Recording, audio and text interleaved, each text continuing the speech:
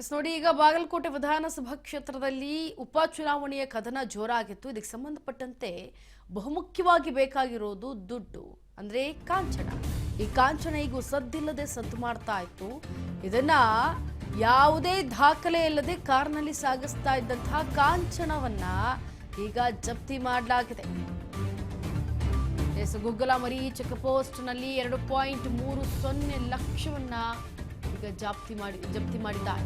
ಸೂಕ್ತ ದಾಖಲೆ ಇಲ್ಲದೆ ಇರುವಂತಹ ಕಾರ್ನಲ್ಲಿ ಈಗ ಸಾಗಿಸ್ತಾ ಇದ್ದ ಹಣವನ್ನ ಈಗ ಜಪ್ತಿ ಮಾಡಿದ್ದಾರೆ. ಏಕಾಏಕಿ ಗುಗ್ಗಲಮರಿ ಚೆಕ್ ಪೋಸ್ಟ್ ನಲ್ಲಿ 2.30 ಲಕ್ಷವನ್ನ ಜಪ್ತಿ ಮಾಡಿದ್ದಾರೆ ಅಧಿಕಾರಿಗಳು.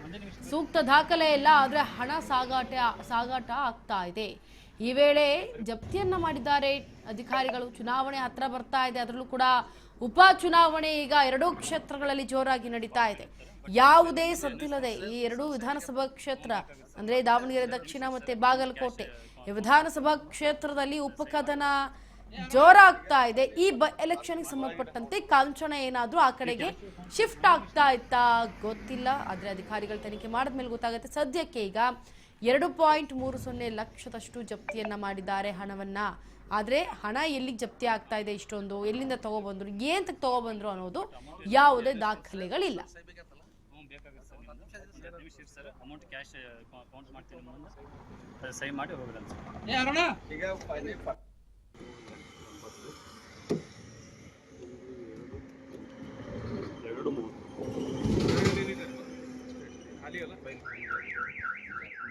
ಹೆಚ್ಚಿನ ಮಾಹಿತಿಯನ್ನ ಕೊಡೋದಕ್ಕೆ ನಮ್ಮ ಪ್ರತಿನಿಧಿ ಮುರುಗೇಶ್ ಹಳ್ಳಿ ಸಂಪರ್ಕಕ್ಕೆ.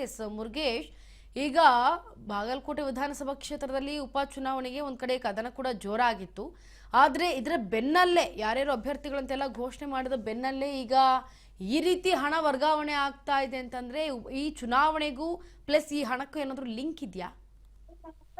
ವಿಚಾರ ಈಗಾಗಲೇ ಬಾಗಲಕೋಟೆಯಲ್ಲಿ ಉಪಚುನಾವಣೆ ಕಾವು ಜೋರಾಗಿದೆ ಅಂತ ಹೇಳ್ಬೋದು. ಅದರ ಜೊತೆಯಾಗಿ ಈಗಾಗಲೇ ಉಪಚುನಾವಣೆ ನೀತಿ ಸಂಹಿತೆ ಜಾರಿ ಇರುವ ಹಿನ್ನೆಲೆಯಲ್ಲಿ ಕೂಡ ಸಾಕಷ್ಟು ಬಾಗಲಕೋಟೆಯಲ್ಲಿ ಬಿಗಿ ಬಂದೋಬಸ್ತಿಯನ್ನ ಮಾಡಲಾಗಿದೆ, ಪೊಲೀಸ್ ಬಂದೋಬಸ್ತಿಯನ್ನ ಮಾಡಲಾಗಿದೆ ಅಂತ ಹೇಳ್ಬೋದು. ಈ ಹಿನ್ನೆಲೆಯಲ್ಲಿ ಕೂಡ ಬಾಗಲಕೋಟೆಯ ವಿವಿಧ ಚೆಕ್ ಪೋಸ್ಟ್ಗಳಲ್ಲಿ ಕೂಡ ಇದನ್ನ ಸಾಕಷ್ಟು ಬಿಗಿ ಬಂದೋಬಸ್ತಿಯನ್ನು ಮಾಡಲಾಗಿದೆ. ಹೀಗಾಗಿ ಇವತ್ತು ಗುಗ್ಗಲಮರಿ ಚೆಕ್ ಪೋಸ್ಟ್ ನಲ್ಲಿ 2,30,000 ರೂಪಾಯಿ ನಗದು ಕೂಡ ಜಪ್ತಿಯಾಗಿದೆ ಅಂತ ಹೇಳ್ಬೋದು. ಲೋಕೋಪಯೋಗಿ ಇಲಾಖೆ ಆಗಿರ್ತಕ್ಕಂಥ ಇಂಜಿನಿಯರ್ ಆಗಿರ್ತಕ್ಕಂಥ ಕೊತ್ತಲ್ವಾರ್ ನೇತೃತ್ವದಲ್ಲಿ SST ತಂಡ ತಪಾಸಣೆ ವೇಳೆ ಈಗಾಗಲೇ ಹಣವನ್ನು ಮುಟ್ಟುಗೋಲು ಹಾಕಿದೆ ಅಂತ ಹೇಳ್ಬೋದು. ಯಾಕಂದ್ರೆ ಸೂಕ್ತ ದಾಖಲೆ ಇಲ್ಲದೆ ಒಂದು ಹಣವನ್ನು ಸಾಗಿಸಲಾಗ್ತಾ ಇದ್ದು, ಮೊನ್ನೆ ಕೂಡ 32 ಲಕ್ಷದ ಒಂದು 50,000 ರೂಪಾಯಿನ ಜಪ್ತಿ ಮಾಡಿದ್ರು. ಹೀಗಾಗಿ ಒಂದು ಎಲ್ಲೋ ಕಡೆ ಕುರುಡು ಕಾಂಚನ ಒಂದು ಸಾಕಷ್ಟು ಹರಿದಾಡ್ತಾ ಇದೆ ಎಂಬ ಮಾತುಗಳು ಕೂಡ ಕೇಳಿದು ಬರ್ತಾ ಇದೆ. ಈಗಷ್ಟೇ ನಾಮಿನೇಷನ್ ಇವತ್ತು ಮಾತ್ರ ವಾಪಸ್ಸನ್ನ ತೆಗೆದುಕೊಳ್ಳುವ ಇವತ್ತು ಲಾಸ್ಟ್ ಡೇಟ್ ಇದ್ದು, ಇನ್ನ ನಂತರದಲ್ಲಿ ಕುರುಡು ಕಾಂಚನ ಬಾಗಲಕೋಟೆಯ ಉಪಚುನಾವಣೆಯಲ್ಲಿ ಸಾಕಷ್ಟು ಹರಿದಾಡುತ್ತೆ ಎಂಬ ಮಾತುಗಳು ಕೂಡ ಕೇಳಿ ಬರ್ತಾ ಇದೆ. ಹೀಗಾಗಿ ಒಂದು ಪೊಲೀಸರು ಕೂಡ ಹದ್ದಿನ ಒಂದು ಕಣ್ಣನ್ನ ಇಟ್ಟಿದ್ದಾರೆ ಅಂತ ಹೇಳ್ಬೋದು. Inchara S Murugesh, thank you so much ನಿಮ್ಮೆಲ್ಲ ಡೀಟೇಲ್ಸ್ಗಾಗಿ.